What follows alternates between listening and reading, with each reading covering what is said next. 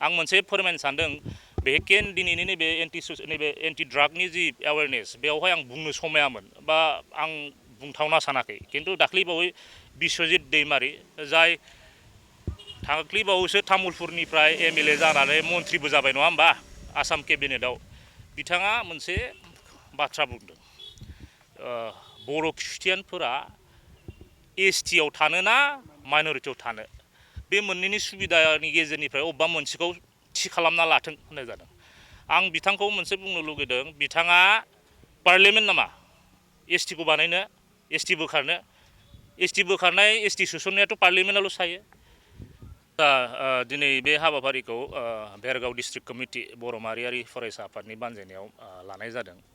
उद्देस्यआ बेनो जिहेतु जोंनि ससाइटियाव जोंनि नैबे यां जेनेरेशन्सफोरनि दा जि जौगाफुनाय बा दा देरफुहांनाय लाइमोनफोरनि लाइफखौ माबायदि इफेक्ट खालामगासिनो ड्राग्सआ बिनि एगेन्स्टआव जों मोनसे एवारनेस प्रग्राम लादों उद्देस्यआ बेनो ड्राग्सखौथ' कमप्लिटलि जों बन्द खालामनो हागोनखौ नुहुराखै जिहेतु बे ड्राग्स होननाय जिनिसानो बहुत गोजौ थाखोनिफ्राय गाहायाव साप्लाइ जानाय मोनसे माबा मा होनगोन जिनिस थेवबाबो जों बेखौ जोंनिफ्राय बेसेबां हायो बर' माहारियारि फरायसा आफादा नाजादों जोंनि नाजानाया बेनो जोंथ' अब्बा पुलिसफोर बायदि होसोनानैथ' हमहैनो हाला ओंखायनो बे अल्टारनेटिभखौ नागिरनानै जिहेतु जों फरायसा आफाद जों बिदिनो जायगा लायै जायगा मोनसे बिदि सांग्रांथि मेल लानानै ड्राग्सआ जोंनि लाइफआव माबायदि इम्पेक्ट गोलैयो ड्राग्सआ सोरनिबा परियालखौ माबायदि धंस खालामो ड्राग्स जायोबोला नोंनि हारिया माबायदि गब'यो बेफोरनि सायाव जों एसे गुवारै दिनै नैबे जोंनि फंबाय बिनानावमोनखौ लानानै दिनै बे हाबाफारिखौ लानाय जादों औ रेलि खालामनाय जागोन मुथुथे 300 मिटारसोनि खाथियाव रेलि खालामनाय जागोन रेलि खालामनायनि उद्देश्यआव बेनो जाहाथे मानसिफ्रा अवेर जाथों रेलि खालामबासो लामा लामा नुगोनथ'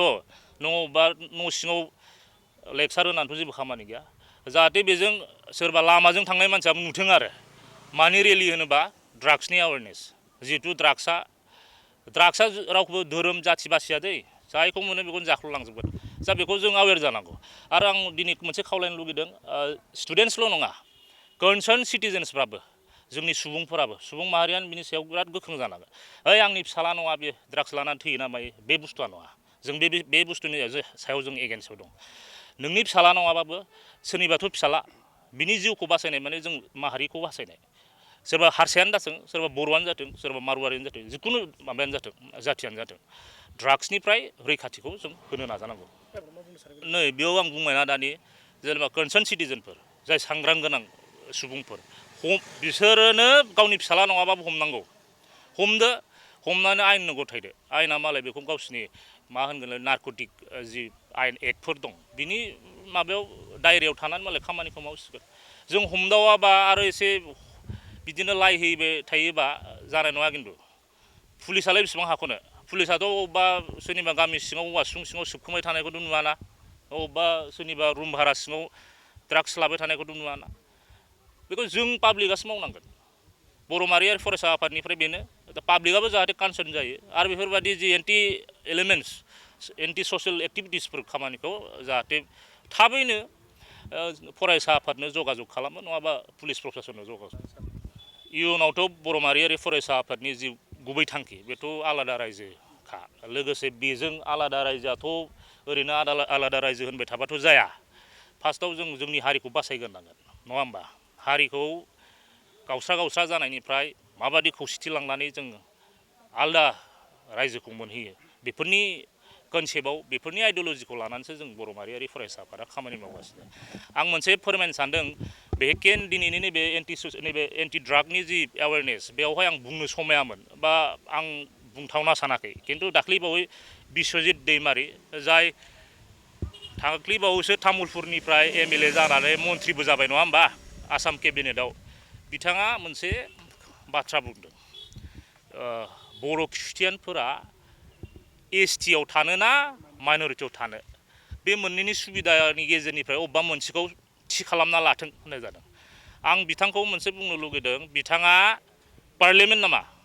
ST खौ बानायनो ST बोखारनाय ST सोसननायाथ' पार्लियामेन्टआवल' थायो स्टेटनि गभर्नरा प्रेसिडेन्टनो नटिफाइ खालामो बिनि कनसालटेन्सियावसो पार्लियामेन्टआव थांनानै बेखौ बे हारिखौ सिडिउल ट्राइबआव सोनांगौ ना बे हारिखौ सिडिउल ट्राइबनिफ्राय रिमुभ खालामनांगौ बे पार्लियामेन्टनि डिसिसन बिथाङा सोर जाखो ना बिथाङा बर'खौ गोदोनिफ्रायनो गुबुन हारिफ्रा पलिटिकेलि डिभाइड खालामखाबाय आन्दलन समावबो नों बिएलटिजों एनडिएफबिजों खम सैमाबायदि बुथारलायबाय थिग बिदिनो नोंहा नैबे बिएल आरो पलिटिक्सनि लैथोआवबो बिपिएफजों इउपिपिएलजों जिबायदि दाङाबाजि आरो थिग बिदिनो बेयावथ' हायासै नालाय बर'खौ जेनबाय आरो बिदिनो धर्मनि खेथ्रआव बेफोरबायदि बोखावनानै जोंखौ एकदम फोरसा फोरसि खालामनानै बर'खौ गाख्रुबबावनो नागिरदों नामा ना बिथाङा सेन्ट्रेल गभर्नमेन्टनि एजेन्ट जानानै बर' हारिखौ सोखावनो नागिरदों नामा आंनि सोंथिया बेसो आरो आं मोनसे खोथा बुंबावनो नागिरदों आर्टिकेल 342 खौ नायोबा जेराव शेड्युल ट्राइबनि बिसय बुङो दै बेवहाय कुनु माइनरिटिसफोरा शेड्युल ट्राइबनि जि मोन्थाय बेयाव जेबो बन्सित जानांगौनि खोथायानो गैया बन्सित जानांगौआ शेड्युल कास्टआवसो दं शेड्युल कास्ट अर्डार मथे 1950 आव फार्स्ट टाइम मोनसे हिन्दु होननाय धर्मखौल'सो इनक्लुड खालामदोंमोन शेड्युल कास्ट अर्डारावलै 1950 आव बिनि उनाव सिखखौ 1956 आव इनक्लुड खालामबाय बिनिफ्राय रिसेन्टलि 1990 आवहाय नोंहा बुद्धिज्मखौबो इनक्लुड खालामबाय बिथांमोनासो माइनरिटि बा ख्रिस्टियान बा मुस्लिमाव हाबोबा बा इस्लाम धर्म लायोबा बिथांमोनासो शेड्युल कास्टनि बेनिफिट्सनिफ्राय बन्सित जायो शेड्युल ट्राइबआव खिन्थु बेफोरबायदि जेबो खोथा गैया बेखायनो आं बिश्वजित दैदेमारि बिथांखौ बुंबावनो सानदों बर' माहारियारि फरायसा आफादनि जानानै नों सोरनिबा एजेन्ट जानानैसो खामानिखौ मावदों नामा बर' हारिखौ गोदोनिफ्रायनो गुबुन हारिया नासयबोखाबाय नाख्रेबबोखाबाय बेजों जुजिसो जों थै बावनानैसो बिटिसि मोनदों बिटिसि मोननानैसो जों जि उन्नति जानांगौ बेखौ जादों आरो बेयावबो बिथांमोना बेफोरबायदि गाज्रि खर'आव सोनानै हारिजों हारिनि गेजेरावनो धर्म लानानै माबाफोर दाङाबाजि सोरजिहोनो नागिरदों नामा बेखौसो आं नोंथांमोननि मेडियानि गेजेरजों बेखौ सोंलु खालामदों बेबादि नाय बर' लिडार बे सासे एमएलए रिप्रेजेन्टेटिभ लोगोसे बे मन्थ्रिबाव बेफोरबादि बिथांनि खुगानिफ्राय बुङोबा एसे फिसा नंखाय बुस्थुआबो बिराद गिदिर जायो मानो होनबा बिसोर सापज एमएलए सिटआव बेसेबांसो थायोलै माबाया भटार्सफ्रा मोनसे एमएलए सिटआव 1.5 लाख 2 लाख मानसिया जुदि भट होनानै बिथांखौ देरहाहोदोंबा बिनि भइसआ बेसेबां अजन गोनां जागोन बिथाङा सानाखै नामा जानला मोनला सालाया हारा गैया नालाय ओरैनो गोसोबादि फिदिंबानो जागोन नामा बिथाङा आं बुंबावदों बर' माहारियारि फरायसा आफादा बेफोरबायदि जुदि बुंबाय थायोबा जों मानियोमोन बिथाङा गोदो एमपि जानाय समाव रायजो समाव बर' हारिनि थाखाय बिराद होख्राव बुंदों पार्लियामेन्टआव खिन्थु दा मा जाखो बिथाङालाय ना सोरनिबा नारदबनायावसो नारसिननायावसो बेफोरबायदि बाथ्राखौ बुंनो गोनां जादोंना बिथाङा गावनो